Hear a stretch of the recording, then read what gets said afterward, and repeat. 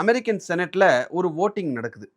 Trump Iran மேல தன்னிச்சையா வார் எடுக்கலாமா கூடாதா அப்படின்னு. அதாவது காங்கிரஸுடைய பெர்மிஷன் இல்லாம ட்ரம்ப் வார் தொடுக்க கூடாது அப்படின்னு டெமோக்ராட்ஸும், இல்ல அது காங்கிரஸுடைய பெர்மிஷன்லாம் தேவையில்லை அப்படின்னு சொல்லி ரிப்பப்ளிகன்ஸும் ஓட்டு போட்டாங்க.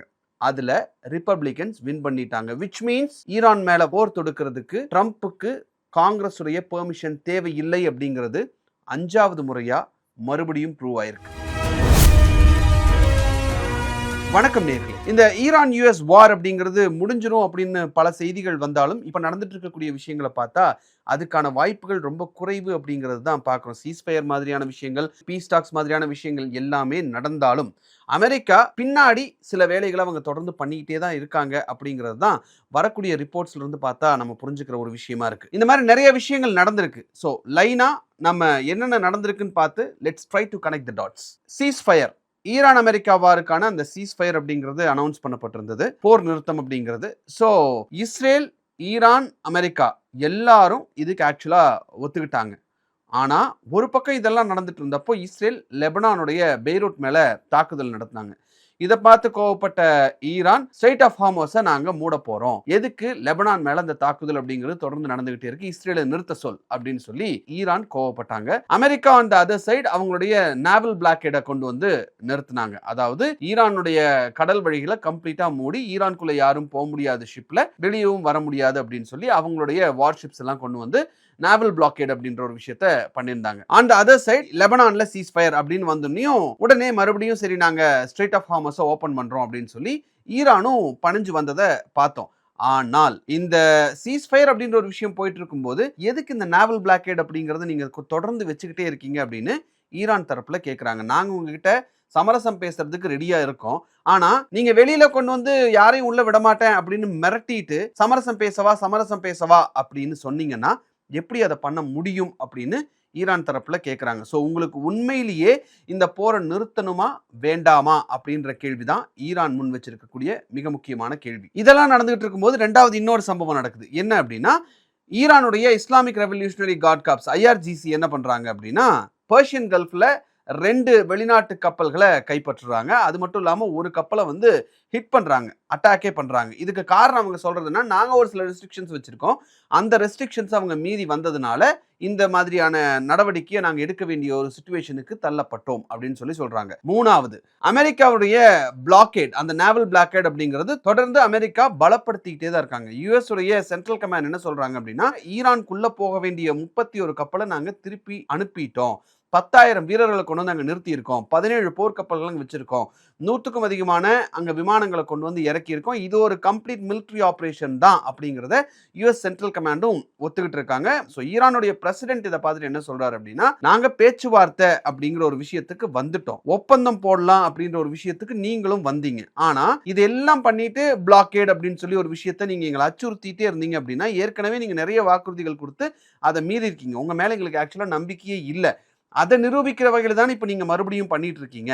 ஸோ பேச்சுவார்த்தையை தடுக்கிறது அமெரிக்கா தான், நாங்க தயாரா தான் இருக்கோம், இந்த மாதிரி நேவல் பிளாக்கெட் மாதிரியான விஷயங்கள்லாம் வச்சு அமெரிக்கா தான் அதை தடுக்கிறாங்க அப்படின்னு சொல்லி ஈரானுடைய பிரசிடென்ட் சொல்றதையும் நம்ம பார்க்கிறோம். ஈரானுடைய பார்லிமெண்ட் ஸ்பீக்கர் என்ன சொல்றாரு அப்படின்னா, அமெரிக்காவுடைய பிளாக்கேட் இருக்கிற வரைக்கும் ஸ்ட்ரெய்ட் ஆஃப் ஹார்மஸை நாங்க திறக்கவே மாட்டோம் அப்படின்னு சொல்லி அவங்க சொல்றாங்க. ஸோ ஏன் இந்த பிளாக்கேட் நடக்கணும் அப்படின்ற ஒரு கேள்வி இருக்குல்ல. ஈரான் வந்து நாங்க $2 மில்லியன் சார்ஜ் பண்ணுவோம், அதாவது ஸ்ட்ரெய்ட் ஆஃப் ஹார்மஸை கிராஸ் பண்றதுக்கு சார்ஜ் பண்ணுவோம் அப்படின்னு சொல்லி சொன்னாங்க. அதை தாண்டி அடுத்தபடியா இந்த நேவல் பிளாக்கேட் அப்படிங்கிறது அதை கிராஸ் பண்ணி வந்துட்டாலும் உனக்கு பணம் வந்துடும், ஸோ அதை வச்சு நீ என்ன அடிப்ப, அதனால உனக்கு எக்கனாமிக்கலா உங்க எக்கானமியை நாங்க ஹிட் பண்றதுக்கு என்ன தேவையோ அதை நாங்க செஞ்சுக்கிட்டே இருப்போம் அப்படிங்கிறதுல அமெரிக்கா ரொம்ப கவனமா இருக்காங்க. ஷிப்ஸ் உள்ள வந்துட்டு வெளியே வந்தா தானே $2 மில்லியன் உங்களுக்கு வரும், ஸோ ஷிப்பை நாங்க உள்ளேயே விடமாட்டோம் அப்படின்னு பிளாக் பண்ணி நிறுத்தி இருக்கிறது தான் இந்த விஷயம். ஸோ உங்களுக்கு பணம் வராது, எக்கனாமிக்கலா நீங்க வீக் ஆவீங்க, அப்ப நாங்க உங்களை அடிப்போம் அப்படின்றது அமெரிக்காவுடைய on the other side stand. இன்னொரு பக்கம் சீஸ் ஃபயர் பண்ணிக்கலாம், சீஸ் ஃபயர் தான், நாங்கள் உங்ககிட்ட போரிட மாட்டோம், நம்ம அமைதி பேச்சுவார்த்தை நடத்துவோம் அப்படின்னு சொல்லி இஸ்லாமாபாத்துக்கு வாங்க அப்படின்னு சொல்லி இந்த 2 விஷயத்தையும் அமெரிக்கா தொடர்ந்து பண்ணிட்டே இருக்கக்கூடிய சிச்சுவேஷன்ல இன்னொரு விஷயத்தை ட்ரம்ப் பண்ணியிருக்காரு. என்ன அப்படின்னா, ஜான் ஃபெலன் அப்படிங்கிறவரை பதவி நீக்கம் பண்ணியிருக்காங்க. பென்டகன்ல மிக முக்கியமான ஒரு ஆள், நேவி செக்ரட்டரி. இப்போ அமெரிக்கா பண்ணியிருக்கிறது நேவல் பிளாக்கேட், அதாவது நேவி ஷிப் எல்லாம் கொண்டு போய் நிறுத்தி பிளாக் பண்ணி நிறுத்தி இருக்காங்க. இதனுடைய செக்ரட்டரிய ஜான் ஃபெலன் அப்படிங்கிறவரை பதவி நீக்கம் பண்ணியிருக்காங்க. தொடர்ந்து அமெரிக்கால ட்ரம்போட அட்மினிஸ்ட்ரேஷன்ல உயர் பதவியில் இருக்கிறவங்க எல்லாத்தையும் வேலையை விட்டு தூக்கிட்டே இருக்காங்க. இவரு உயர் பதவியில் இருக்கக்கூடிய 34வது ஆள். அதுவும் எந்த மாதிரியான சிச்சுவேஷன்ல தூக்கி இருக்காங்க, ஈரான் கூட நாங்க கப்பல்லாம் வச்சு பிளாக் பண்றோம் அப்படின்ற அந்த பிளாக்கேட் அப்படின்ற ஒரு விஷயம் நடந்துட்டு இருக்கிறப்ப இவரை வேலையை விட்டு தூக்கி இருக்காங்க. சோ கொஞ்சம் யோசிச்சு பாருங்களேன், ஒரு 34 சீனியர் அபிஷியல்ஸை இது வரைக்கும் அவங்க தூக்கியிருக்காங்க அப்படின்னா அமெரிக்கால ஒரு ஸ்டெபிலிட்டி இருக்கா அப்படின்ற ஒரு கேள்வி அமெரிக்கன்ஸுக்கே வந்திருக்கு. ஆன் தி அதர் சைட் செனட்ல ஒரு ஓட்டிங் ஒன்று நடக்குது. அந்த ஓட்டிங் என்ன அப்படின்னா, டெமோக்ராட்ஸ் தான் இந்த ஓட்டிங்க்கு புஷ் பண்றாங்க. அது என்னன்னா, ட்ரம்ப் ஈரான் மேல போர் தொடுக்கிறதுக்கு காங்கிரஸ் கிட்ட இருந்து அப்ரூவல் வாங்கணும் அப்படின்னு சொல்லி அந்த ஓட்டிங் ஒன்று பண்றாங்க, புஷ் பண்றாங்க. ரிப்பப்ளிகன்ஸ் அது தேவையில்லை அப்படின்னு எதிர்க்கிறாங்க.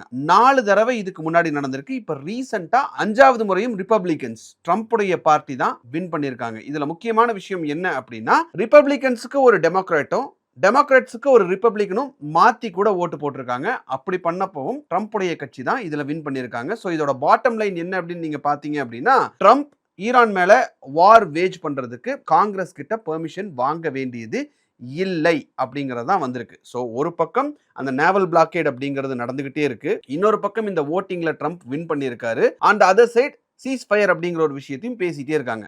அமைதிங்கிற ஒரு விஷயத்தை அப்படி முன்னாடி அனுப்பிட்டு பின்னாடி அமெரிக்கா தொடர்ந்து பிளான் பண்ணிட்டே இருக்கு அப்படிங்கிறது தான் அமெரிக்கா மேல இருக்கக்கூடிய மிகப்பெரிய இப்ப வைக்கக்கூடிய ஒரு குற்றச்சாட்டா இருக்கு. இன்னொரு பக்கம் லெபனான்ல வந்து சீஸ்ஃபயர் அப்படின்னு சொன்னாலும் தொடர்ந்து இஸ்ரேல் அங்க தாக்குதல் நடந்துகிட்டு தான் இருக்கு அப்படிங்கிறது தான் அங்கிருந்து வரக்கூடிய செய்திகளா இருக்கு. ஸோ இப்போதைக்கு சீஸ்ஃபயர் என்ற மாதிரியான பேச்சுவார்த்தைகள் எல்லாம் நடந்துகிட்டே இருந்தாலும் ட்ரம்ப்புக்கு, குறிப்பா அமெரிக்காவுக்கு இந்த வார நிறுத்துறதுல விருப்பம் இல்லை அப்படிங்கிறது தான் இப்ப வரக்கூடிய ரிப்போர்ட்ஸோ இல்ல நியூஸஸோ வச்சு பார்க்கும்போது நம்ம புரிஞ்சுக்கிற மாதிரி ஒரு விஷயமா இருக்கு. UAE, Saudi, Kuwait, Qatar, Oman இந்த மாதிரியான நாடுகள்லாம் கிட்டத்தட்ட ஒரு 90 லட்சம் இந்தியன்ஸ் வந்து ஒர்க் பண்ணிட்டு இருக்காங்க.